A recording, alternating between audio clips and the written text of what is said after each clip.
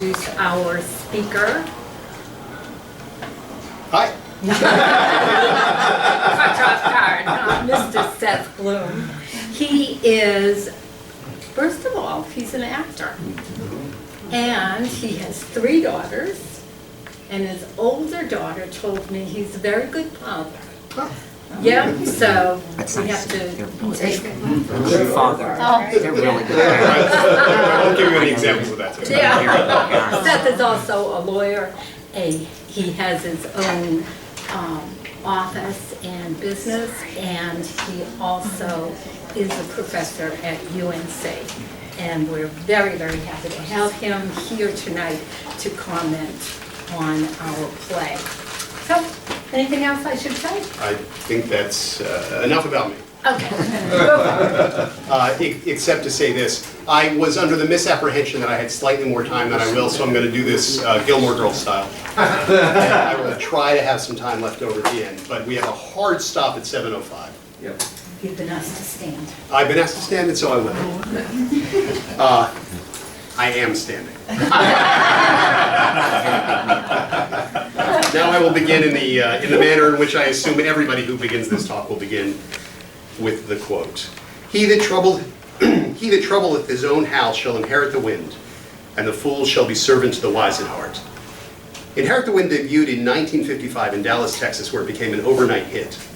The play at the time was too controversial for producers in New York City. The playwrights Jerome Lawrence and Robert Lee were rejected 8 times by Broadway producers. The play spoke to the importance of discourse and ideas, despite how those ideas interrupted the perceived tranquility of a community. Lawrence described this collaboration with Lee as sharing the theme of dignity of every individual mind and that mind's lifelong battle against limitation and censorship. The play was based on the Scopes monkey trial in 1925 in Dayton, Tennessee, which is even today still a small town. A young man was prosecuted for teaching evolution in public school. It was a crime in 1920s Tennessee. His prosecution sparked a frenzied national scrutiny and showcased a public collision of religion and science, calling into question the merits of secularism. Media figures and politicians promptly stepped into the fray, eager to stake a claim on one of these 2 sides, either creationism or Darwinism. The trial that ensued symbolized the spirit of debate in America, the spirit of Milton's marketplace of ideas, where truth rises to the top through transparent public discourse. The trial served as a vehicle for the litigation of a foundational public issue. What should our children be taught? What is the purpose of a public school? Is it to make us informed voters, or to make us fit comfortably into our community? The Scopes trial in 1925 was not the first time in our history that a trial served such a social function or garnered such media attention. In 1906, the murder trial of railroad tycoon Harry K. Thaw was deemed the trial of the century, which is a rhetorical flourish that does not get used in the middle of the century. Nobody in his heyday referred to Elvis as the musician of the century. Returning to Thaw, he murdered his wife's lover in a rooftop theater in front of eyewitnesses. He was tried twice. The first trial resulted in a hung jury, the second in a verdict of not guilty due to insanity. It was the first trial to receive this mass media treatment. Thaw was committed to a mental institution, but he walked right out of the door to a waiting car which drove him to Canada, where he was forced to endure moose and snow and universal health care.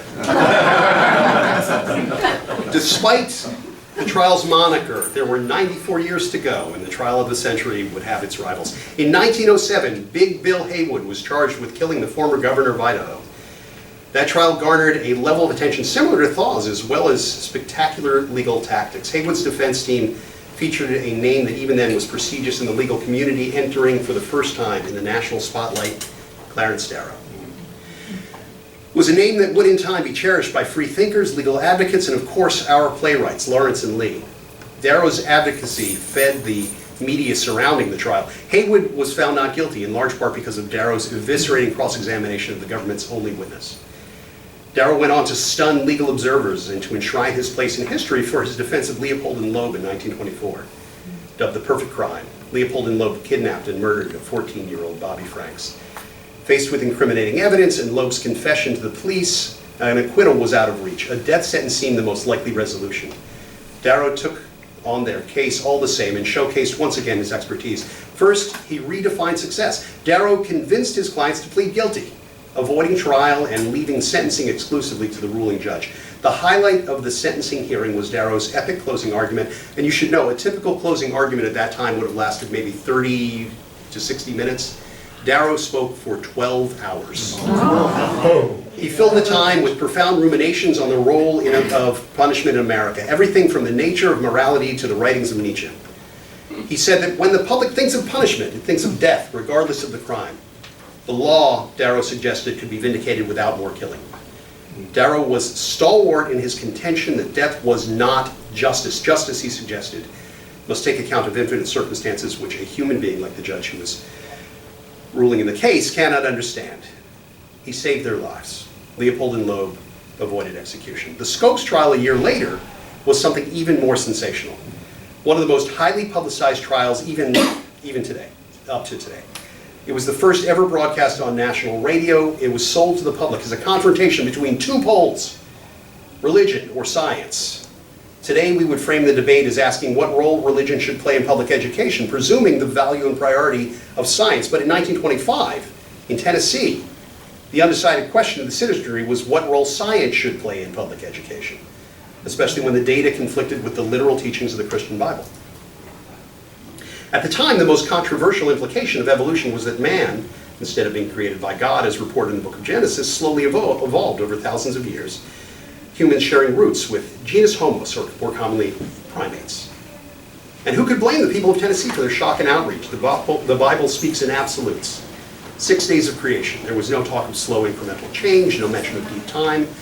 Who would openly admit a common origin with a monkey? It's hard enough to admit being related to Uncle Bubba in the next column, let alone to an ape. The good people of Tennessee resisted such a notion. They tried to protect themselves from these dangerous ideas by passing the Butler Act. The act, passed in 1925, specifically forbade the teaching of evolution in any public school that received any measure of public state funding. The bill's namesake was a state representative who also headed the World Christian Fundamental Association. The bill's passage was highly controversial. In response, the American Civil Liberties Union promised to defend anyone accused of violating the act by teaching evolution. The trial developed irregularly. John Scopes, a Dayton High School science and math teacher, may or may not have intentionally taught evolution. Instead of being initially targeted by the prosecutors, he was approached by two prominent Dayton citizens, George Rapelier and Sue Hicks, and they asked Scopes to openly admit to teaching evolution to his students. He wasn't entirely sure to what degree he had taught evolution, and ironically enough, the state at that time required high school science teachers to use a textbook that described and endorsed evolution. Scopes had used the book, and evidently thereby had violated the newer Butler Act, as had presumably every science teacher in Tennessee. Scopes agreed to confess to his crime. He and his team instructed students what to say if they were asked about Scopes, and eventually he managed to get himself indicted by a grand jury. Scopes was arrested, though he was not detained. The owner of the Baltimore Sun, Paul Patterson, put up his $500 bail. Together, Patterson and Rapelier began spreading the word of Scopes' arrest and apparent prosecution of science and prosecution of free thought. Rapelier, in an effort to attract worldwide media, asked H.G. Wells, yes, that H.G. Wells, to join Scopes' defense team. Wells politely declined, writing that he was no attorney and thankfully, at least in this case, not an American. Dayton was such a small town that Scopes' original prosecutors were in fact his good friends, the Hicks brothers, but this would not last as many more vehement creationists continued to have an interest in seeing the new law upheld and evolution prosecuted. The president of the World Christian Fundamentals Association wrote the famous Presbyterian Democrat William Jennings Bryan, begging his support in the cause. Bryant obliged, happy to join the prosecution. Bryant was at that time known best as Woodrow Wilson's first Secretary of State. Bryant ran for president 3 times. He lost twice to McKinley in 1886 and 1900, and to Taft in 1908. He was a Democrat, but that meant something very different at that time than it does today. Bryant's time saw the Democratic Party as more conservative and more of a Southern party. His politics, though, his personal politics were more complicated. Many of his policies in the presidential election were quite progressive. In 1896, at the Democratic Convention, he gave his famous Cross of Gold speech. The global economy at that time, led by Great Britain, operated on a gold standard, which tied monetary systems to fixed quantities of gold. Bryant and many other Americans believed rightly that abandoning the gold standard would benefit the American economy. The speech cinched Bryant's nomination, making him famous for what his critics called a rousing eloquence. And the speech is still today considered one of the great examples of political speeches, and it was recorded and it's available on the internet. You should give it a listen. It is this rousing eloquence that the creationists were now poised to use as oratorical artillery aimed directly at John Scopes and Darwin. More than that, it was aimed at the free exchange of ideas in America and at the education of America's children. Scopes needed help. He needed a defender that could not only match Bryant in his oratory, but go toe-to-toe in a debate of ideas. Clarence Darrow, no stranger to the media, nor one to abstain from confrontation, stepped in. Though hesitant at first, Darrow chose to participate, saying that he realized there was no limit to the mischief that might be accomplished unless this country was aroused to the evil at hand. There are clips of Darrow, also available on YouTube. We live in incredible times. Darrow could match Bryant's fame and oratory with his own. They were well matched. It would be a fair fight, or at least as fair as the legal system of rural Tennessee would allow. Judge Ralston, who presided, opened the trial with a reading from the book of Genesis, in companion with the Butler Act. Before Darrow joined the defense, the ACLU planned to argue the case on constitutional grounds, claiming that the Butler Act violated Scopes' individual rights and academic freedoms. Darrow shifted the strategy. The first argument that Darrow attempted was that there was actually no conflict between evolution and the Bible, a theory called theistic evolution. This required testimony of several experts, including a zoologist. Ralston torpedoed this plan by excluding their testimony. Darrow's sarcastic comment in response, saying that Ralston was only agreeable to the prosecution's suggestions, almost had him held in contempt of court.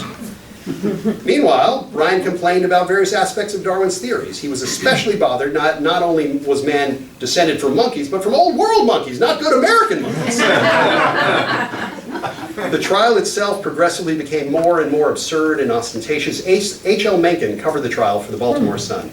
He dubbed it as the monkey trial of the infidel Scopes.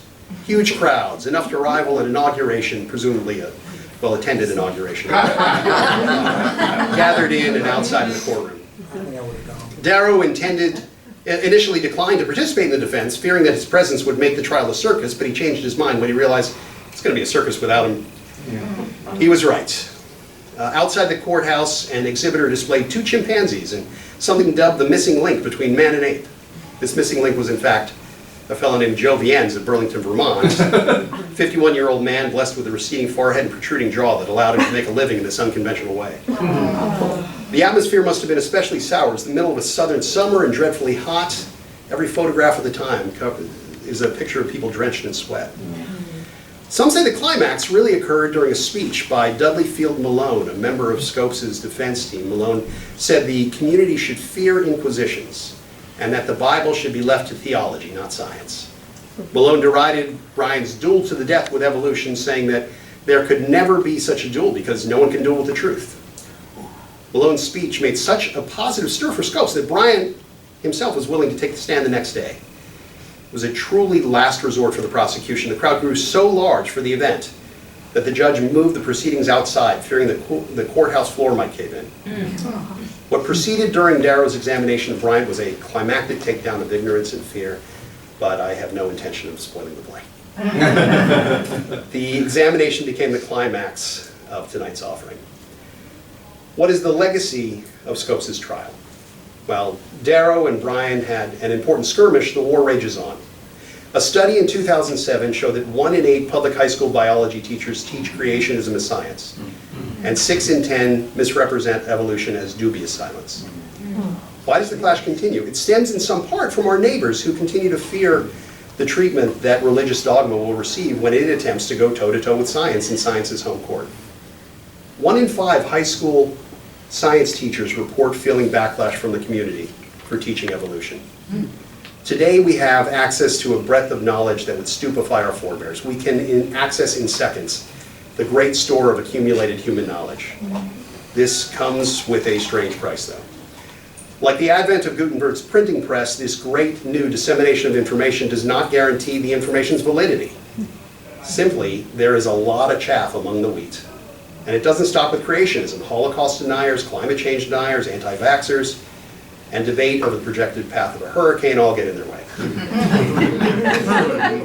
In a world where we have expanded the definition of the word literally so that it now means both actually true and figuratively true, we can all finally agree that the Bible and everything on the internet is literally true. So, how do we make sense of this? How do we square this circle? How do we make all these pieces fit together? Science, religion, law, these are all variations on the profoundly human need to lurch toward the truth. All of them contain lessons for how we should live, what it is to be good. Their real difference, it seems to me, is how they deal with new information and new ideas. The law is in a constant state of reevaluation. Every year, the Supreme Court considers what we call cases of first impression, questions that have never been answered before, questions that may have never even been asked before. The court usually tries to reason from past decisions in order to come up with a decision that fits the pre-existing law. But occasionally, the court acknowledges that the facts on the ground have changed.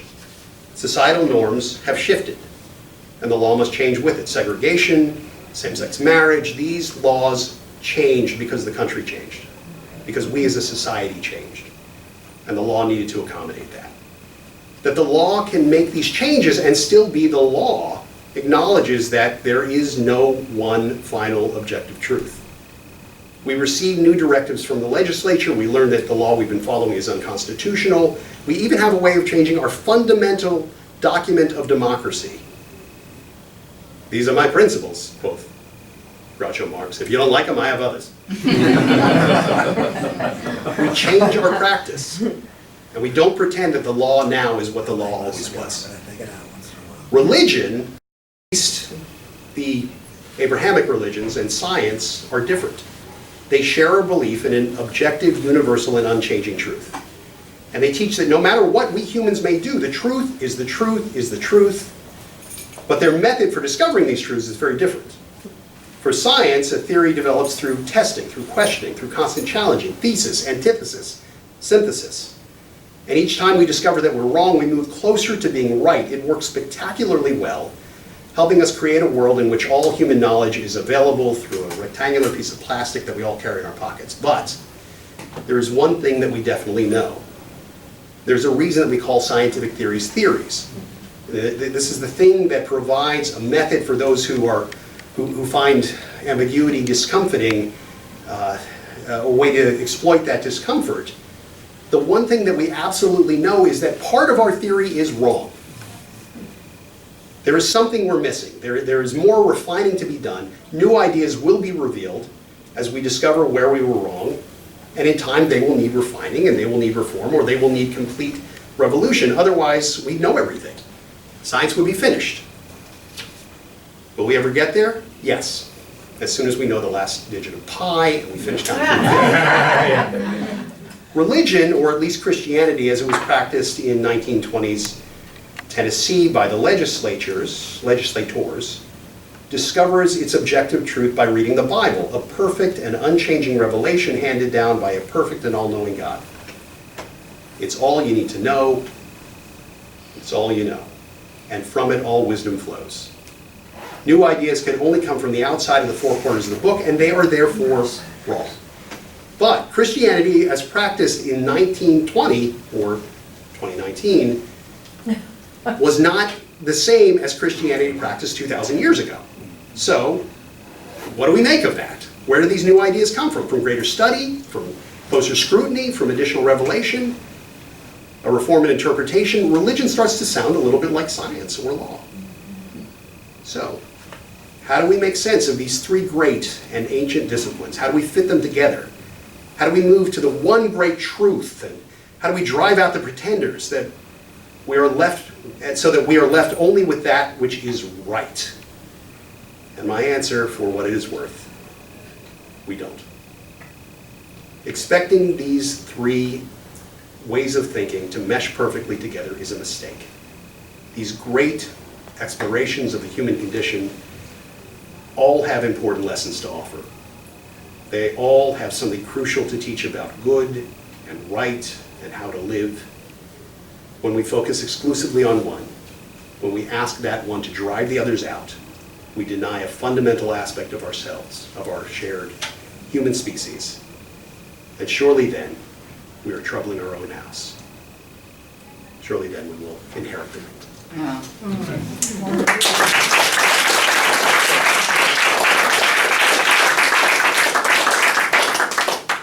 Any questions? I have a question. Yes, sir. You used the word creationism to describe the religious thought in 1925, and I wonder if that's accurate. Well, that's certainly the way that it was portrayed in the media and the way that it's portrayed as, I would say by H.L. Mencken, and the way that it is focused on in this play. Of course there are many, many shades of gray, and of course there were people in the middle then as there are now. But we're here to talk about the play. Okay, thank you. Yes, sir. Yes, sir. Genesis was 7 days, but is that a day, 24 hours, or is that a different? Yeah. We don't know. Sure. But how does the Big Bang Theory now mesh with theological thought about the Big Bang was really God's first thrust of In the beginning there was the word. atomic particles into a vast spaceless space? Well, I have a complete and total answer to that question. If you do, I'm leaving. I will say to you what my now 14-year-old daughter came to me a few years back, and she said, I don't know if I can accept what the Bible teaches. And I said, well, nobody said you had to, but why do you say that? And she brought up your point. The Bible says that all of creation occurred in 6 days, and then God rested. How that's crazy? How can that be? And my answer at that time was, well, there are a few possibilities. One, the Bible is right. It was a miracle. It happened in a way that we don't understand, and maybe could never understand, but it is true and accurate. That's one possibility. Second possibility, maybe it's not exactly literally what it says, literally in the old sense of the word, but maybe it's poetry, and maybe it has something important to teach us, and we should consider it in that way. Third possibility, maybe it's outdated, but maybe the book still has, maybe that passage should be ignored, but there are other important things that we should consider. Fourth possibility, we reject the whole thing because it's wrong in a small way. Nobody, I said to my daughter, is telling you have to believe this. Maybe there's some fifth possibility I'm not thinking of, but the struggle is worth struggling. And you're asking the right questions.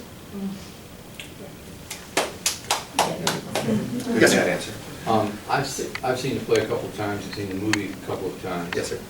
And of course, the real climax is the cross-examination of Brian. I was curious about it, and I've been back and looked at the transcripts, and it seemed that Brian actually handled himself reasonably well in the actual transcripts, and including the line that we referenced about how long was the day, and Yes. was it a 24-hour day, a 25-hour day, or a 6 million year day. I can actually see that line in the transcript.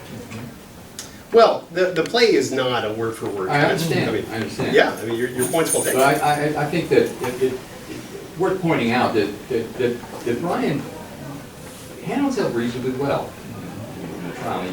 He didn't really come out looking the way that the play and the movie made him look. That's fair. That's absolutely right. I mean, it's right. It's not historically accurate. We're telling a story.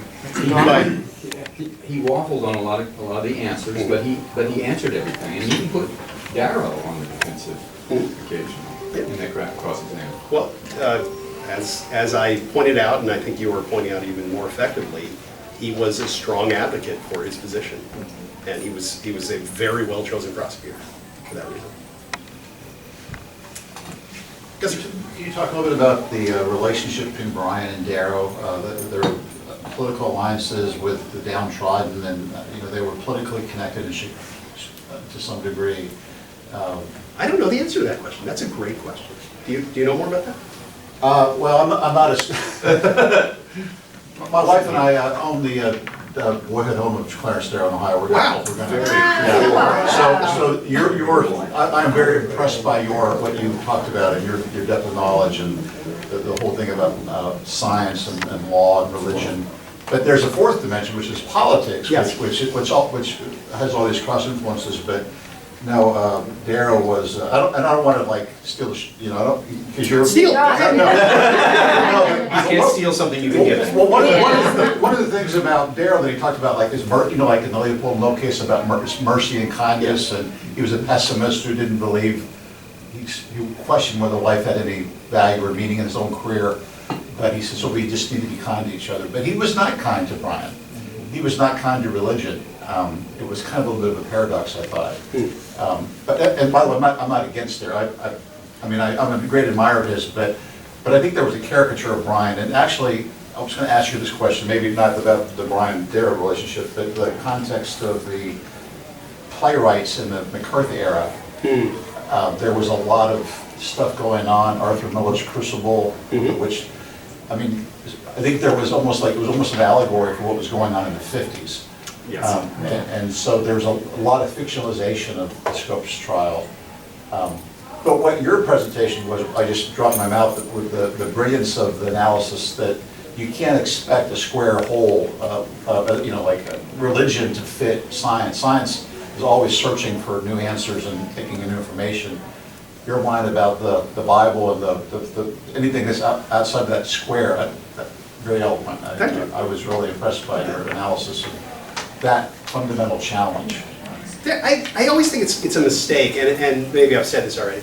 I always think it's a mistake for for religion to attempt a scientific proof. I mean, to my way of thinking, the whole point and basis of religion is it's a leap of faith. And if you demand proof, you're not talking about religion anymore. and it's a trap for believers to attempt to respond in that way. Which Darrow said so powerfully when they took the trial outside, But he won the local trial. He won the people there. He just didn't win the court of public opinion. Mencken was very brutal in his descriptions of the people in Dayton. He wasn't kind. No. Sorry? I was just going to say, I will say that the play, although it doesn't explain it very, very in depth, it does mention the idea that at one point, Darrow or in this case, it alludes to that relationship that Darrow and Brian were actually, Darrow was a supporter of Brian's during one of his presidential campaigns. Yeah, they'd known each other for 30 years. It was interesting. Yes, sir. I find that direction, advance of knowledge, scientific research to be pretty demoralizing. In the day, the Earth was the center of the universe. The sun went around the Earth. And then came Copernicus, which displaced the Earth to be just one of many planets around the sun. And then we learned from Hubble and others that the sun is just one little part of the galaxy. And there are billions of stars in the galaxy, and not only that, there are billions of galaxies. So our place in the universe keeps getting smaller and smaller and smaller. And I just feel, I don't think the Bible addresses that. Well, and it's worse than that, because then Darwin pulls humanity from being the center of God's creation, right? And says we're just chance. We're just blind luck that created us. And and stepping back, religion is always sort of, to those who want to mesh religion and science, is always sort of in the cracks, the part that we can't explain by science. Well, that's where God must be. But in fact, to my way of thinking, God is in the space that's left when we are no longer in the center of the universe, and in finding meaning, and in finding purpose when we're not given proof of our purpose and proof of our centrality. Yes? I just finished an amazing book called Hobbit, a Wardrobe, and the Great War. So I'm thinking a lot about the changes in society after World War I. And I'm wondering how much of the disillusion with traditional values, with traditional religion, played into all this. That's a great question. By the way, hi, it's great to see you. Good to see you. I don't have a good answer to this question. That requires a lot more thought than I've given to that issue. I mean, war certainly has a tendency to displace all norms and to leave us grasping not only for meaning given the devastation that's occurring during the war, but also with having to re-find one's footing when returning from the horror that they saw there. And how, the saying that there are no atheists in foxholes, but there are an awful lot of people who are shaken in their beliefs in those foxholes and in that battlefield and when they return to the home front as well. And we're forced in those moments to reevaluate what it was that made that war so meaningful and important and so what made the sacrifices meaningful. I don't have a great answer to your question, but it's a really interesting question. Yes? So it's the law that was being violated by the teacher stated that you can't teach evolution in schools. Yes. Oh, if the school is being funded by the If the state. school's being funded. So that brings into mind of it's sort of state and government mandated religion. Were there any arguments stating at the time that it seems kind of unconstitutional for the state and government to demand that you follow a certain religion? So it was not couched in that way. I mean, the argument was not that you can't teach evolution because it goes against our religion. It was you can't teach evolution because it doesn't give equal time to our religious belief that God created us all and created the world. And that wasn't to the mind of Butler and his allies a requirement that you accept Christianity. It was a requirement that you teach the truth, right? And if that sounds like muddled thinking, well, I understand. Like, it sounds like this would be kind of not quite a cornerstone, but a major event for people to start moving the direction of, is Christianity actually the truth when there are these other religions, and is it okay for the government and state to only derive truth from Christian supposed teachings, and it kind of enforce that, and it's enforcing an idea of, well, Christianity is the truth, obviously, like, but is it really? So one of the things that I left out, because we didn't have a lot of time, was an argument that comes up a lot about America being a Christian nation founded on Christianity.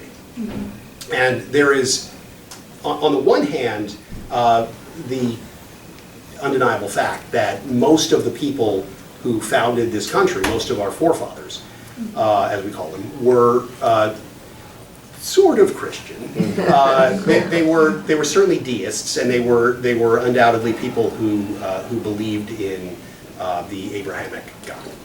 And does that mean that we're a Christian nation?